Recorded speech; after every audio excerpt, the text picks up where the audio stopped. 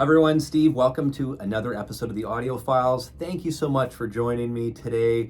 Another awesome Mobile Fidelity Analogue Productions Roundtable Discussion. Norman, Mazzy, Maslov, Nathan Goss will be joining me. We'll be talking about the latest audiophile titles that were released during the last couple weeks since our last roundtable.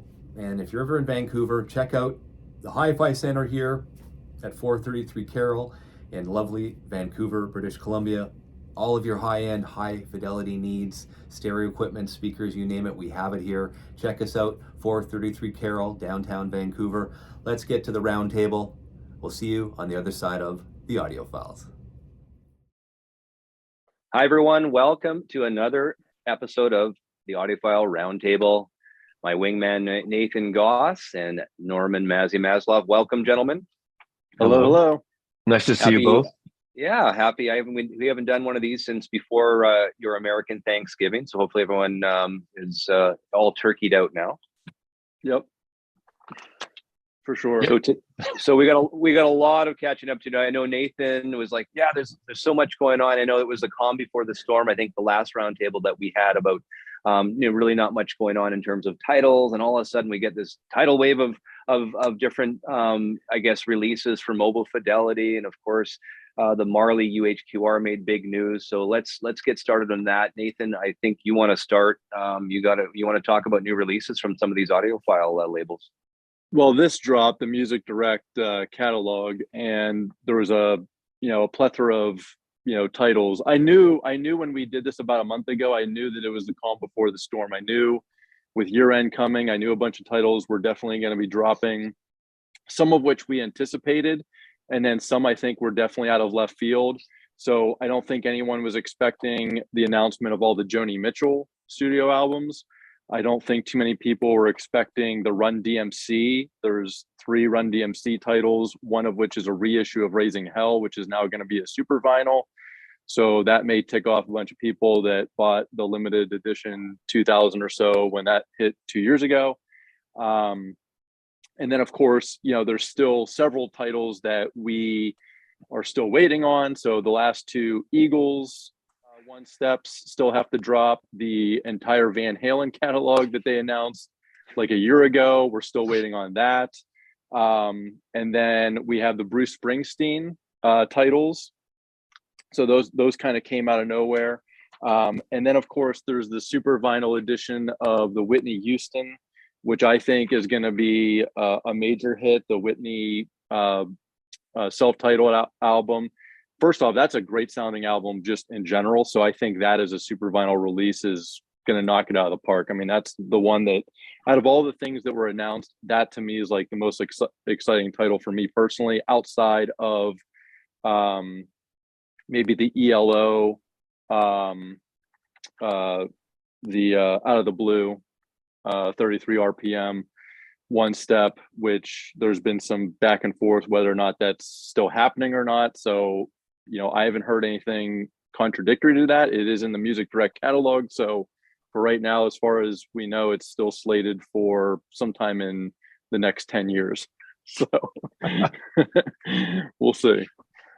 It's a good time to be an audiophile, right? And then they got the next 10 years to really look forward to some of these titles. Couple things, Ravi Shankar Family and Friends. That's another one that Mobile Fidelity. Yeah, you have the original one, Norman? I have the original. I have the reissue. I have the CD box set that has the whole Harrison Shankar Dark Horse. I'm a Beatle related, but I'm a huge Ravi Shankar and Indian classical music fan. I love that stuff. Beautiful record. Yeah, that should sound good too. Correct me if I'm wrong. Is Ravi Shankar not the dad of Norah Jones? Yes.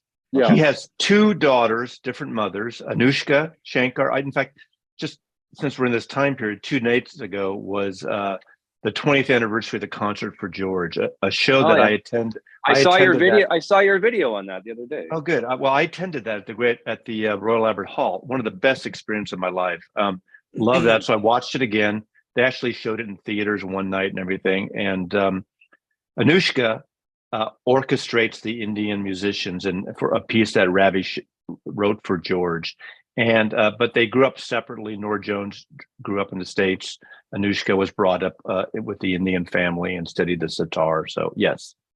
I want to make a comment about all these titles coming out, and obviously I'm sometimes the third man out here, which is, I think we need a little other side of it. It seems to me this, I mean, the one steps and UHQR are these premium things, and I think it's a little, from my point of view, to do an entire Van Halen catalog or entire Joni Mitchell catalog as a UHQR or a one step is almost too much. Pick the key albums like Blue, I get it, and maybe Hejera or Hissing, depending on your point of view. Like that seems overkill. I think the sweet spot, that $69, $60 to $70, $75 special Clarity vinyl, whatever, like a Dylan Desire. I see that as, for most of these, that would be great to do catalogs on that. That's just my take. I don't want to talk about those things that they put around the records because I'm overkill on that, but it just seems too much. Yeah. Well, then we'll get into that. There's a good sort of segue. So Fidelity's Thriller came out, SCCD, and the Super Vinyl 33 RPM LP. I didn't receive mine yet. I had to get my credit card updated at Music Direct. So next week I get mine. But any thought? Has anyone heard the album? Have you guys have it? Anyone? I didn't order it. Yep, I got it right here. And do you have an original to compare it to, or what do you just have that one? No, I have the original US, which I've been listening to, doing a bunch of AB the past week or so. Yeah. And there's obviously been a lot of online debates with this. Some people like the sound of the original. Some people like the one step. Some people are kind of torn in between. I would say I'm somewhere in between. And the best way I can describe it is like this. So the original pressing is more like a corridor. The sound is more like a corridor. It's very in your face. It's very straight on. It sounds great. I mean, I don't think anyone out there has ever thought that LP sounded terrible. I mean, it's a great sounding LP for especially being 40 years old. I mean, it's a great sounding LP. It sounds good, but it is very direct, and it's very, like I said, like a corridor. Whereas the one step is more like a gateway. It has just a much wider presence to it. I feel like there's a better separation because of that with the different instruments.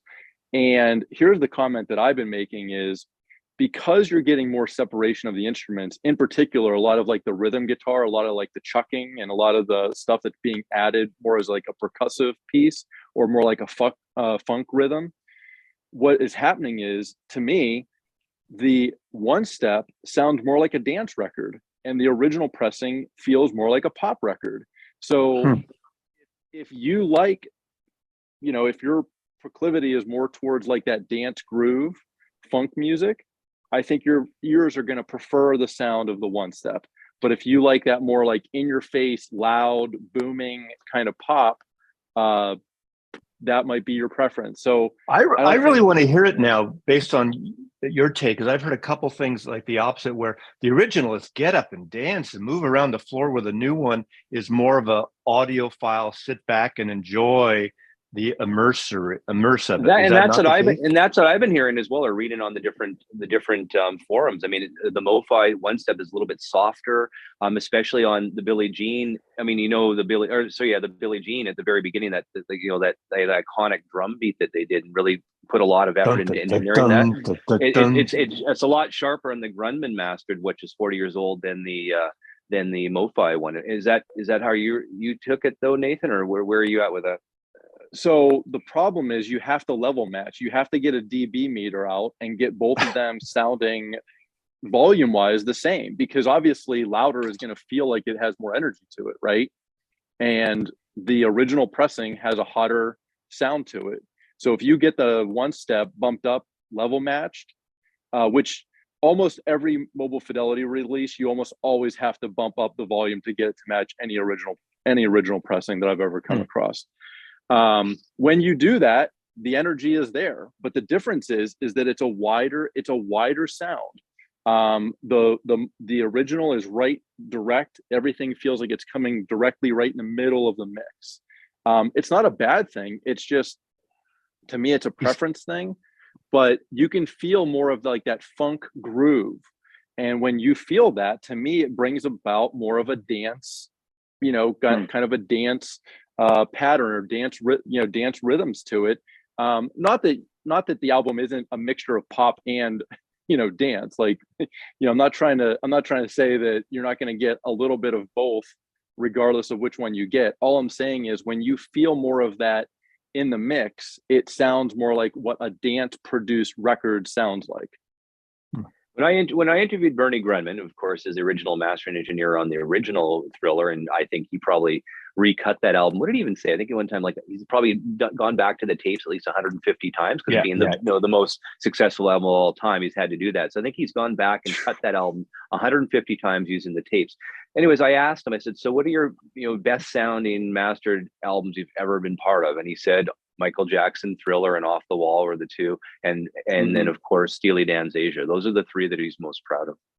And it helps when you have a great mix. Like, it helps when you have a great produced album to begin with, right? So like, that's with any mastering engineer. I mean, I've talked to a lot of them now, so that's the one sort of the common thing that I'm noticing is that if it's nicely produced, which we know all the Steely Dans are really well produced, maybe other than which one was it that had the DBX problem, Mazzy? Countdown to Ecstasy. I think it's Countdown to Ecstasy. Yeah, so it had a little bit of an issue with the sound of that one. Other than that, though, I mean, these were Quincy Jones produced the Jackson albums. I mean, incredible. Now, I'm one though that sometimes, and again, I like to be the the arbitrator here. Sometimes you can hear too much in these audiophile where like you talk about hearing the chick of the rhythm guitar. Maybe you're not supposed to hear it that precise, and it takes away from the intention. I mean, I'm just playing, a little bit of the outside. I like some of these things like that. Again, I haven't heard this one. I'd like to hear it. I'm not going to get it because as much as I like Thriller, I have an original. I like half the album a lot. I think I as much as a Beatle fan I think the McCartney collaboration is a little too insipid for my taste. Even though I love the Beatles.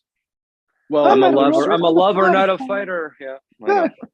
There's certain music that I think you grow out of. There's certain music you grow into, and then I feel like there's other music that just basically lives in a time capsule. And I think Michael Jackson's Thriller is one of those records that just lives in a time capsule where it is always going to feel like that time period, and that's really it. I mean, and so I think you're right. A lot of nostalgia in that record. Thriller is basically a time machine. It's bringing you back to 1983, right? I mean, that's exactly what it's doing. You should have wore shoulder pads with this video, so that would have been. I think what you're referring to, though, Mazzy, what you're referring to, though, is if you have separation of instruments, that's a good thing. But if the separation makes it feel like you don't have this cohesive sound, right, where everything just kind of feels like it's there in the mix, but there's no synchronization of those things, I think that's where things can get very disjointed, and the music can just kind of lose that harmonization of all the instruments coming together. That I did not detect here. It does still sound like it's this one meshed together sound, but you are hearing greater depth and greater detail in those things. And it sounds like there's less compression on the new one. It sounds like the original had more compression, which actually worked for that title and that version. Not a lot, but enough to got it, to give you that. There's a little bit more articulation in the low end too. You're actually hearing the movement of the lower notes more, as opposed to just feeling like it's this one just robust kind of sound too. So what you're doing right now, Nathan. You're actually, I think, going to increase the sales for Thriller's mobile fidelity one step now, and they're going to get to that 40,000. They're going to get to that 40,000 unit sale, and that's the thing. I mean, I think most that are watching know it's a 40,000 limited press. I mean, in quotation. So that's going to be probably around for a while. It's $100 on the Music Direct website or MOFI website. I think there's a couple of websites that were offering it for $80 last week. I was reading on some of the forums. So I mean, depending on, I don't know how many they've sold right now, but we all know like 40,000 is a lot. That's I guess at $100 a pop, gross sales, that's what, $4 million, right? Plus the 45 RPM announcement of it. And I did a video last week. My last video got a little bit of traction because I was like, okay, 33 RPM or 45 RPM, and I did a very primitive like a DV test as well. I didn't do any adjusting on the volume, but just wanted to see straight up 45 versus 33, same master tape, right, which one was louder. And the 45 just at the same level has a little bit higher dB than the 33 RPM cut. So I would assume with a 45 by Thriller, I don't know what the point would be to get off your ass so many times. I mean, it's going to be what, 2 songs per side. That there's so much there's so much flow in the Thriller album. It was designed for a 33 RPM record. We all know it was. That was going back to being in a time capsule. 33 RPM. That's for every record, isn't that? Isn't that for every record? You could argue. Yeah, I know. So I mean, getting into 45. When I was reading that interview that it was Jim Wood, who's the the executive vice president of MOFI, had that interview with, I think it's stereophile.com or something like that, and he was saying at the very end, yeah, eventually we're going to come up with a 45. I'm like, oh my god, I mean, I don't want that. Well, it's like Dylan's Nashville Skyline, one of the shortest Dylan albums, and it's 45 RPM MOFI, which it sounds great, but really, I mean. Yeah. Well, and even then just some things just don't work that way. That's why, like, the announcement of like the ELO's El Dorado, which is currently available as a 33 RPM super vinyl release at 33, to do a 45 RPM one step of that record, to me doesn't make sense, because that album has a lot of songs that bleed into one another, and it's the same with the atrocity of ever cutting up Dark Side of the Moon or other, or side 2 of Abbey Road. You can't put it on a 45. Yeah. No, that's like an argument against El Dorado is a perfect example, like an argument to me against 45 classical records. It's like a classical opera. It's like a you're right. It flows together like segments and different. Well, exactly that. It's an opera, or it's a symphony. Yeah. And even sometimes going from side A to side B on just a 33, sometimes you feel like, man, I wish I could get those 6 seconds quicker just to get, not lose the vibe here. And then of course you can buy a CD. It's called a CD. Yeah. But no, I don't see any point getting a 45 RPM version of El Dorado. I think the super vinyl out there for $60 is the best bargain. The fact that it's still available just kind of behooves me a little bit, because I think it's, and here's the other thing with these announcements. Here's what I do love. I love the fact that MoFi is finally doing some titles that are not done to death by other labels. Like, thank goodness we're finally getting some like fresh, releases of Joni Mitchell or the Bruce Springsteens or some of the other ones. These are not ones that have been beaten to death like the folk singer. We did not need another audiophile edition of Folk Singer, so it is, I am excited that these releases are things that have not been beaten to death already. I agree with that. I think it will be interesting too. That I'm curious to see if this is an oversaturation when these audiophile labels are pressing the 33s, and we're going to 45. It's going to come to a point where there's going to be a lot of inventory. I mean, it's going to be supply. Right in the last couple of years, it was demand versus supply. There wasn't the supply there, and there's a huge demand because of COVID.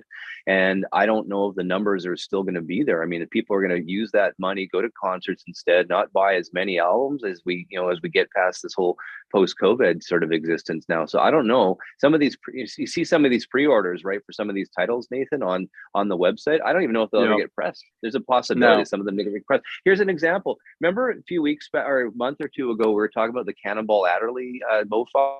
It's not even on their website any longer. It's disappeared. Right. So there you go. Yeah, I think the people that are buying, the people that are buying right now really want records. They're not flipping. They're buying it because they want it. Which brings me to, I'm actually happy these things are staying out there for weeks or a couple months, so people can breathe and say, look, do I want that? It's not that FOMO thing. I have to get it because otherwise I'll miss out. And then you have it here and you don't really care that you got it.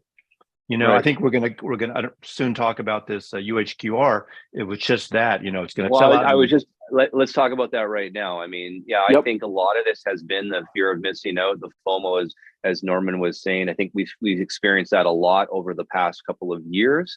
That's the Rastaman Vibration album, Bob Marley's album. I mean, it's funny because Abbey Road did the half-speed mastering by Miles Scholl of that one. I mean, it's been out for how long now? That one was cut by Ryan Smith at Sterling, and it's on the Clarity vinyl, and it's 33 RPM, not 45 RPM. So you can only you have to flip it once, and it sounds great. I mean, great. Maybe Norman, you want to talk about it more? I love this, and I love this album, and it's a surprise to a lot of people because it's not one with a lot of hits. No. I saw Bob Marley twice, and I saw this tour at the Oakland Paramount Theater, and I saw him at a club the year before, and I just love this record.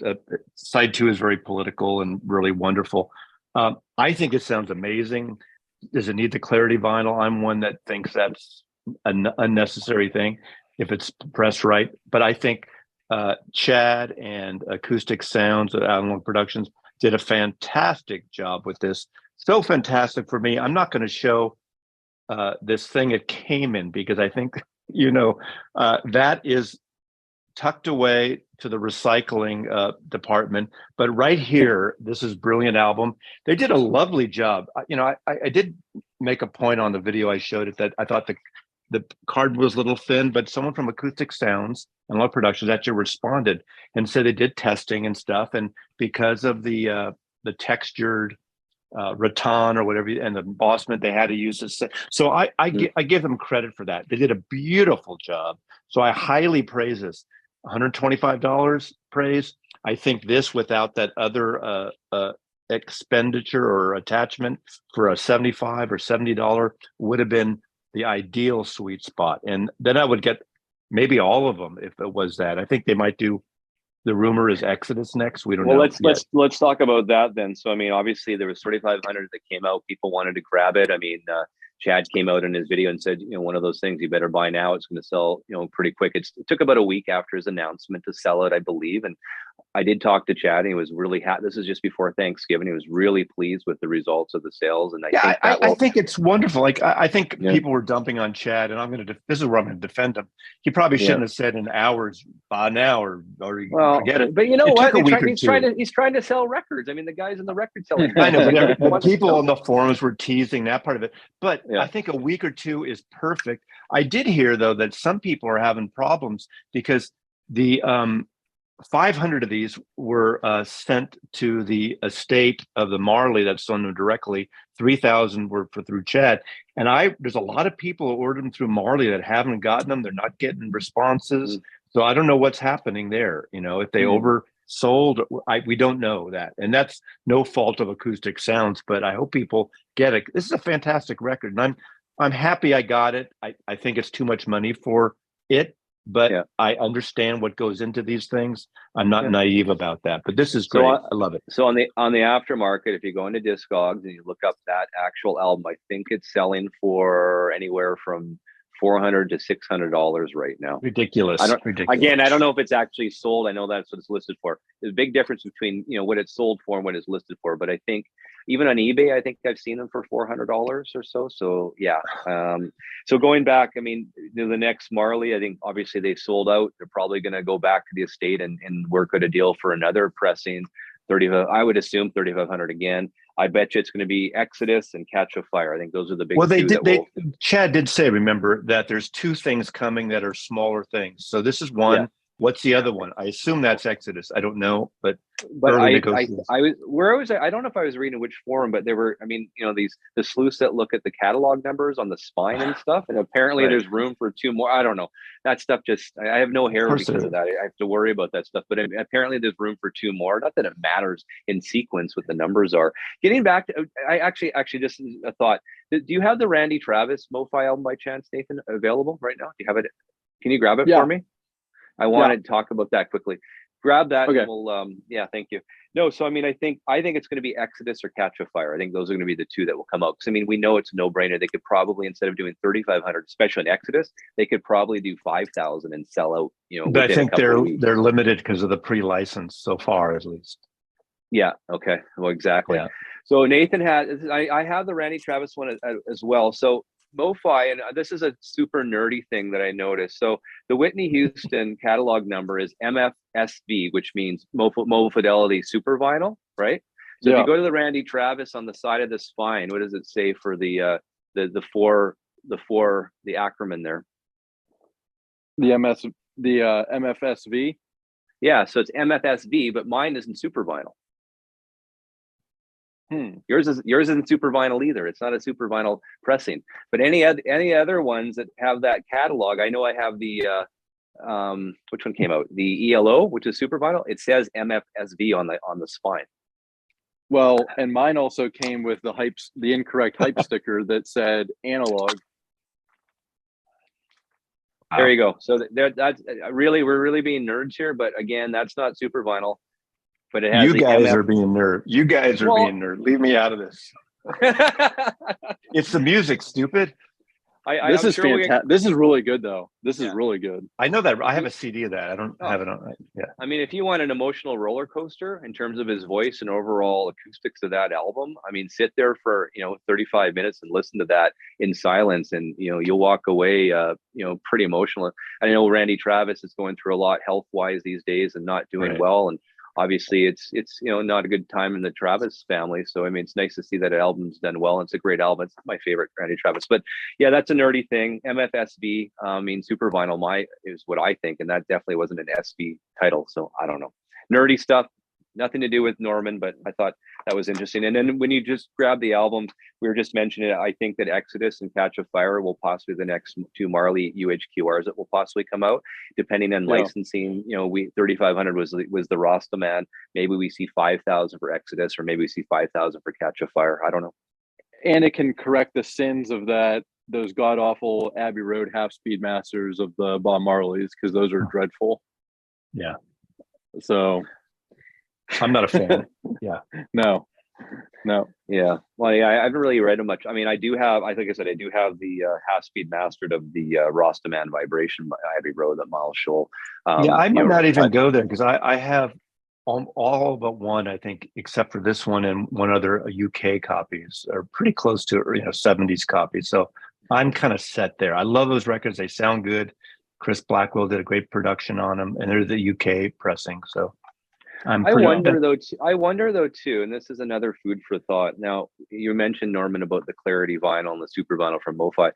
I wonder if a big part of the difference is, they're using the Clarity vinyl. If they basically use the same mastering, the same actual mastering and cut it just got it pressed on regular vinyl, how much different would it be, you feel? Well, listen to like Tone Poets, for instance, or the Prestige, or the Analog Productions. The Tone Poets sound great. The Verve series. I mean, regular vinyl can be quiet and silent. I don't think it seems to me it's harder to work with for them. I could be wrong. I know they had some issues with the Hendrix because they tried to do the hand press thing at the time, which they're not using, or not the Miles, maybe one of them. Remember, they had some issues on the first 33. It was the Miles 45 was not kind of blue, right. So I mean, I'm not one in there in the pressing plants. I think it's a little bit of a voodoo. Does it make that difference? Supposedly quieter no noise floor, but is it worth 10, 20, 30, 40, $50 more? Well, I think that's the argument. I think over time, now that I was sort of mentioning about, we're now in supply versus demand or whatever, we'll see what happens. I mean, that Cannibal Adderley title is now off the MOFI MOFI list. So I don't know. Maybe we'll see something else. Was that something else? That was a one step. It was supposed to come up. Yeah, it was supposed to come out as a one step. But something else is the title. Yes, it's something else. Right. Yeah, that's fun. Yes. Who's on first? Yeah. Right. Exactly. Yeah. Oh, you got me on that one. But yeah, so that one was on about a month ago or so, and now it's off. Yeah. Yep. So we might see that right over time with maybe some of the Van Halens or maybe the Joni Mitchells. They're not getting the pre-order demand. Maybe that's part of it. I don't know how this is going to roll. Like, I don't know.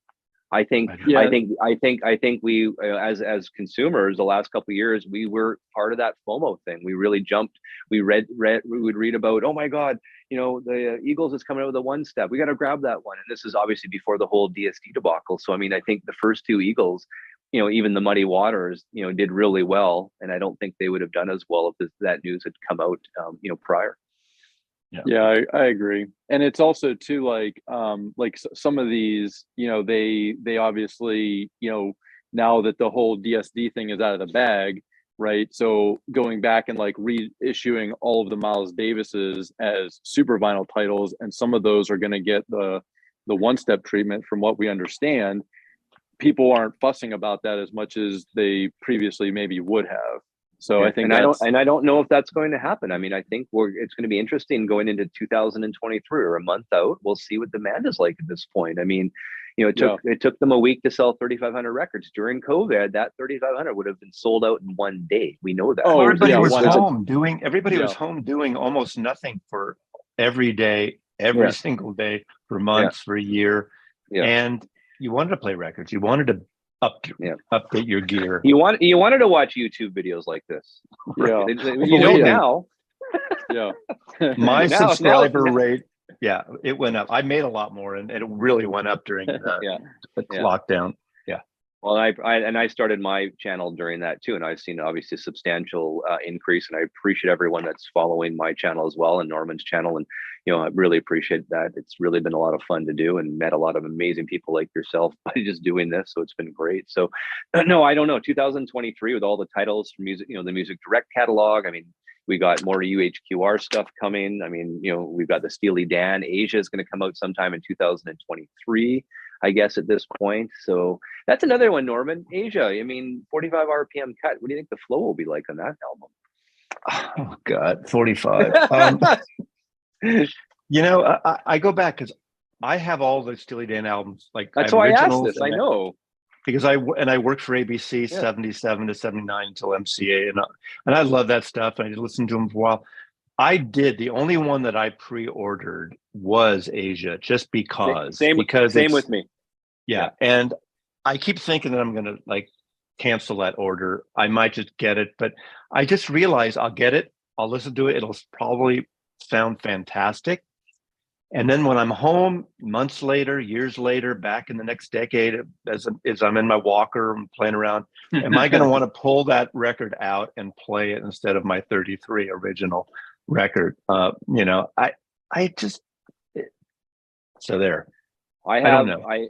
I have the AA, I have the AB, I have the Cisco pressing that Kevin Gray did. It's a great sounding record. It doesn't matter. And I mean, Grunman mastered the AA and the AB, and I mean that was one of his favorite mastered records. So they both sound great. I mean, the Cisco sounds great as well. I mean, all of them sound fantastic, because Nathan said at the beginning, it was so well produced and so well engineered. Yeah. It makes things a lot easier. So obviously the Asia at 45 RPM is going to sound great. I mean, we already know what the reviews are going to be. I can sit here for 5 minutes and basically tell you what most YouTube reviewers are going to say about that album before it even happens, because we know from past experience. So I mean, it's almost a no-brainer that it's going to sound incredible. It can't not. Yeah, I think though too, like you guys were talking about, obviously the buying boom, which increased the price of used records as well, right? So like used records are going for more money today than ever before. So for a lot of people that may not have these records, if they have to track down a used copy of Asia where they're paying $50 or $60 for a nice clean copy, they're like, well, I can get a brand new copy that I know is going to be very minty. It's going to sound phenomenal, and I can just pre-order one, and I know that I'm going to get it for $150. Yeah, I mean, I don't know that leap makes a lot of sense, but I guess I was thinking more from like the one step of like Thriller. I think that price point for the 33 RPM to do it at like $9,900, right now to go find a used copy of Thriller, you're talking at least $25 to $35, and that's also you putting in a lot of legwork to track down a copy. I have the original Canadian version, CD version of Thriller, and that's, I think, for a decent copy on CD original is over $50 US. I mean, I'll tell you, it sounds amazing. I have the original that I had when I was, I had it 40 years now. Yeah.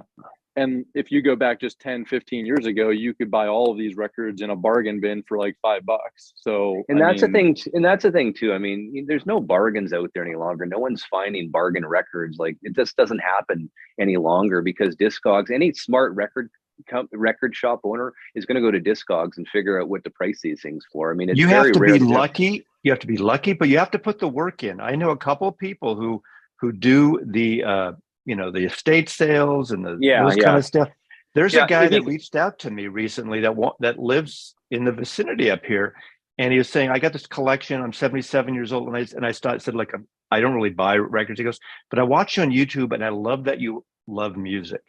And I'm not trying to. And I've been collecting jazz records in the 60s, and and he wants me to come and look. He goes, "I'll give you some of them." Like really? Like he doesn't want a flipper, and we'll Right. see what happens with that. that would be But a cool video to have him on, Norman, and yeah. then like that would be a really cool little fun Well, video. if you could do when I that. go there, I'm going to ask him when it happens. If this does happen, I want to videotape the environment things. But I don't want to be like in that in high fidelity where some guy give me $50 and you can have all the records or something. So Yeah.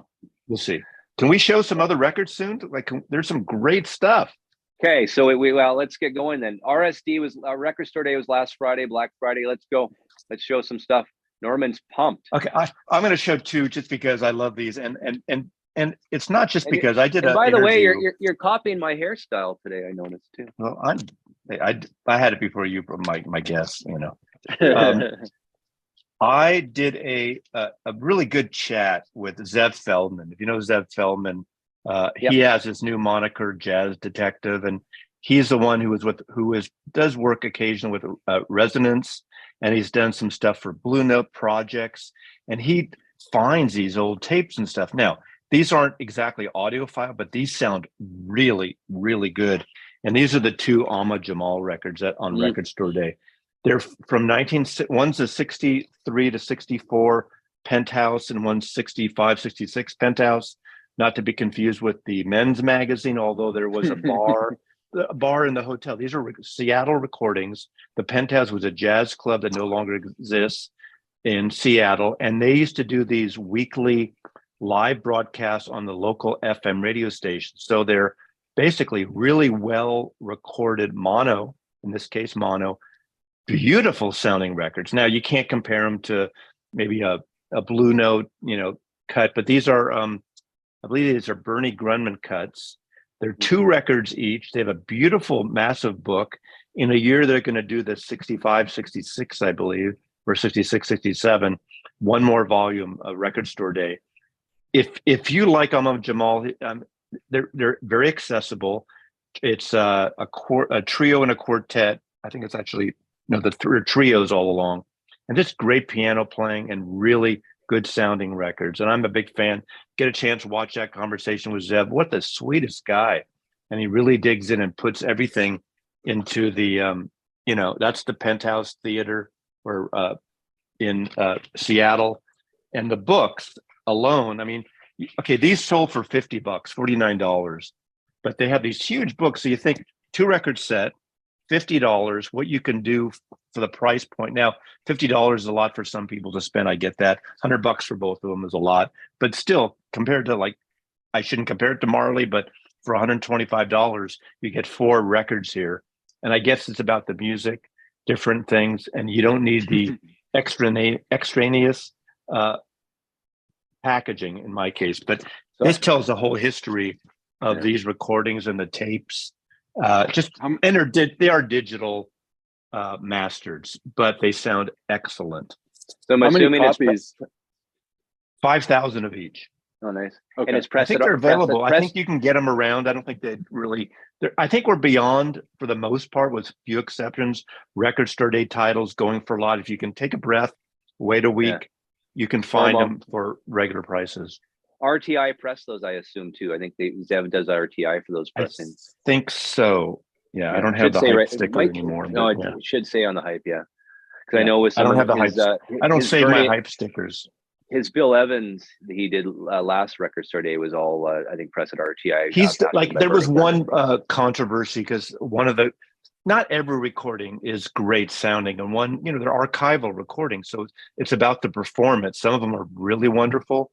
But all these are really good because these are from radio broadcasts. So I think he's going to do a series of things from the Penthouse because apparently they have a lot of tapes from those radio broadcasts recorded at on location. They had a good setup and at the radio station at the time. Did either of you pick up the Bill Evans live at Town Hall? It just arrived, but I haven't even listened to it. Yes, the Acoustic Sounds Verve series. It's so good. It is so good. Yeah. I have I'm in a point now. I probably have 50 to 75 records I haven't really had a chance to dive into. I haven't been like this in a while, but it's been massive. And I've been getting some people sending me records too, which is really flattering and great. But you got to catch up. Yeah. And then Nathan, I know you at the top before we got on, you had something special to show us. What are you listening to right now? Yeah, this is how I've been spending most of my evenings. Your life savings on that. Yeah, the Bill Evans Riverside recordings. I mean, that was pressed several years back and then was just recently repressed. And so you get 11 albums, all 45 RPM. So it's 2 LPs for each record. But from a price point standpoint, the fact that 2 of the titles in there are, one steps that were released by Mobile Fidelity, the Sunday at the Village Vanguard and the Portrait in Jazz, both of which from this box set sound every bit as good as those. I think it's a bargain for what you get out of that box set because every title in there sounds fantastic. It's quiet. They are at 45 RPM. So I know that's kind of a, drawback for some people, but to me, it's a bargain whenever you consider the titles you get, the quality that you get. 22 LPs, 11 albums, 22 LPs in that set. Right.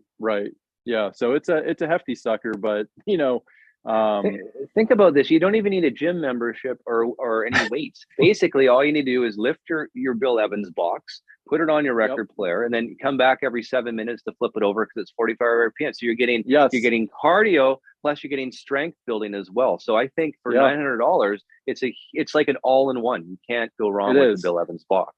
It's a total gym. It's exactly what a total gym is. It's in a smaller box. It's the jazz gym. Jazz gym. There you go. Hey, we can market this. This is good. This is a good marketing plan. I'm telling you. This is the thing. Like, I mean, for the people that don't like gyms, this is what you can start doing.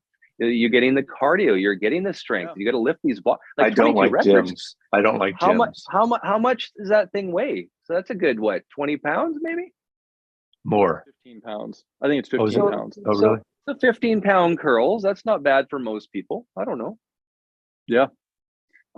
Especially in the winter, right? I mean, I feel like, at least for me, I listen to a lot more of that kind of stuff in the winter months. I don't know why. It just feels like I'm more drawn to, the piano and softer music like that. So, I think it's a great workout regimen for winter. I have an idea for anyone that doesn't want to the gym but has the Bill Evans. So you're sitting here like this, just put the box on your lap, listen for 7 minutes, and then get up with the box. You're getting that extra little bit of weight, so it works your core and your hamstrings and your quads. Welcome to the Peloton Jazz Station. Yeah. I mean, I think they're going somewhere. I mean, you could really exercise in music. I think these audiophile companies really have something here. I agree. Do you have something to show? I have one more after, but one more. I don't have anything to show today. Oh, okay. It's been a while since I love intervention records, all analog for the most part. And I've finally got, this is a favorite album of mine, Dillard and Clark. Just came on vinyl, did the SAD a few months ago. I have an original A&M brown, greenish puke label from 1968. This is one of the early, Gene Clark from the Byrds, leaves the Byrds, does a record with the Gosden brothers, does this record. This is a folk country bluegrass record, and it sounds awesome. It's all analog, and it's cut by Kevin Gray. He talked about that. Didn't he talk about that when we had our call with him? I was with who? When we had our roundtable with Kevin last month. Oh, did he? Yeah, he probably did. And he did. I don't think we didn't have it in hand, did we? I don't think we did. No. Anyway, nope. It sounds great, and it's interesting. It's pressed at Gotta Groove, which is this Ohio label. You never hear about that. And I think Shane, they're just in Gig Harbor, south of like 45 minutes from an hour from me in Seattle here. Really good sounding record. If you like acoustic guitars, bluegrass, Gene Clark's voice of the Byrds, and more in the country, bluegrassy kind of in the middle. This is a great record, and I hope he does more stuff like this. And I like them. And again, $40.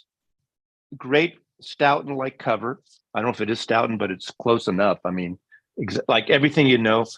But $40, I mean, we're talking this stuff can't be done. Now, granted, licensing on this isn't what Steely Dan's going to be licensing on, or Bob Right. Marley estate. So I totally get that. But still, that's in a sweet, even if you add another $20, 10 or 20, 50 or 60, if you like this kind of music, it's a fantastic record. I wouldn't be Yeah. surprised. And then licensing too. I mean, something like Steely Dan or Marley, I bet you they're probably asking for 30-40% of that whole $100, right? Or Well, $125. I think, I don't know if I talked about it on this, one of the things I was on, Irving Azoff is not only manages the Eagles, manages Steely Dan. Steely Dan, He goes for his artists. So, he's getting pretty penny and maybe even a lot up front too. And Steely, I think Stevie Nicks was managed by him too at one time, or maybe still. Oh, I'm sure. Anyone that counts. Let's finish this off. I mean, we had some sad news yesterday. One of my favorite, there we go, female artists, singers, Christine McVie, passed away at 79 years old. She's the keyboardist for Fleetwood Mac, as we all know. And I know, Norman, you did a really lovely tribute to her on your channel yesterday. Thanks for doing that. And she really, I mean, I some of the songs, they're iconic songs, and really made that, especially the Rumors album, really memorable for me personally. And if you haven't, this record has been pressed so many times and played so many times. It's a great sounding record to begin with.